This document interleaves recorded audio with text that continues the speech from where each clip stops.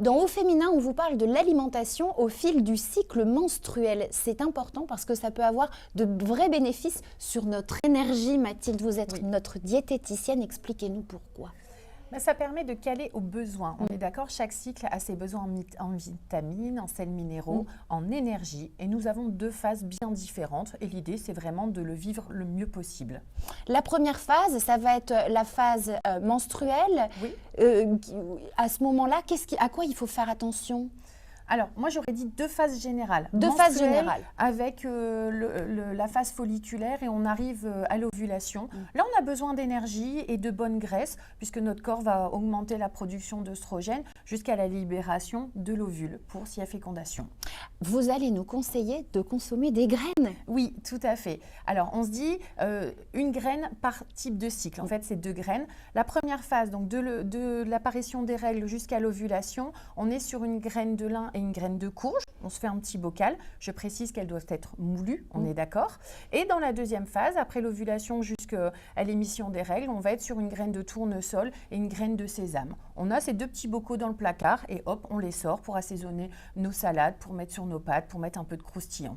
Justement, à partir de l'ovulation, on arrive dans cette deuxième phase, la phase lutéale, qui nous amène au syndrome prémenstruel. Donc, c'est la partie peut-être la plus difficile de ce cycle. Comment on va soutenir cet état-là ? Alors, c'est une phase qui généralement provoque des irritations, des troubles de l'humeur, des fringales. Et c'est là où moi, mon travail est important parce que je vois des dames qui culpabilisent et qui ne sont pas bien. Déjà, on se fait plaisir, hein, on prend soin de soi. Le chocolat est généralement pas très loin, c'est notre allié. Mais par contre, on va se faire des petites recettes.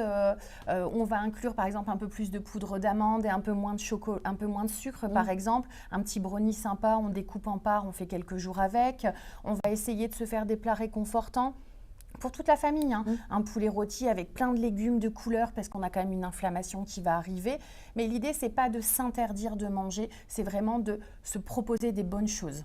Pour qu'on comprenne bien pourquoi c'est important, est-ce qu'on voit des résultats en fait en adoptant ces habitudes de vie ? Moi, je le vois en consultation. Les dames me disent, elles sont mieux avec elles-mêmes parce qu'elles limitent le grignotage. Il y a toujours cette charge mentale qui n'est pas très loin. Elles se dévalorisent avec le grignotage. Et là, elles se sont dit, je me suis préparé des bonnes choses, je le vis bien, je le vis mieux. Et puis pour elles-mêmes et la famille. Donc c'est important. Si vous avez envie d'aller plus loin sur ce sujet, eh bien venez voir le replay de l'émission sur France.tv. Écoutez le podcast sur toutes les plateformes. On sera aussi avec Marjorie Malgras, qui est naturopathe spécialisée dans le cycle hormonal. Et évidemment, vous pourrez retrouver toutes ces informations dans un article très complet sur notre site internet.